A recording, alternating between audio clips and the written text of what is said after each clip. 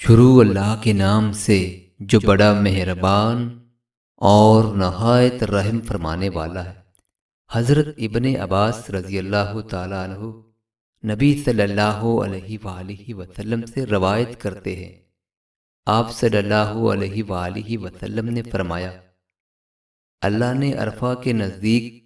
مقام نعمان پر اولاد آدم سے عہد لینے کا ارادہ فرمایا تو ان کی سلب سے ان کی تمام اولاد کو جسے پیدا کرنا تھا نکالا تو انہیں ان کے سامنے بکھیر دیا جیسے چونٹیاں ہوں،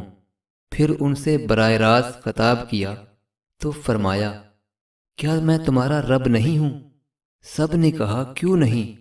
ہم اس پر گواہ ہیں۔ یہ اقرار اس لیے لے لیا گیا کہ کہیں قیامت کے دن تم یہ نہ کہو کہ ہم تو اس حقیقت سے محض بے خبر تھے، یا یوں کہو کہ شرک تو ہمارے آبا نے کیا تھا، ہم تو ان کی اولاد ہیں جو ان کے بعد آئے،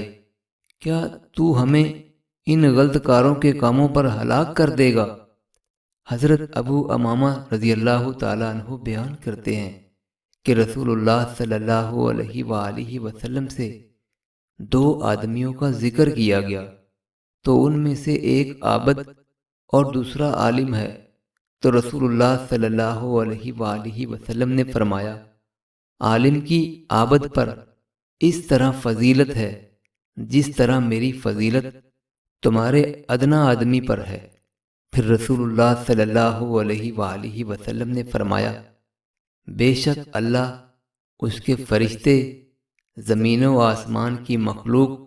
حتیٰ کہ چونٹی اپنی بل میں، اور مچھلیاں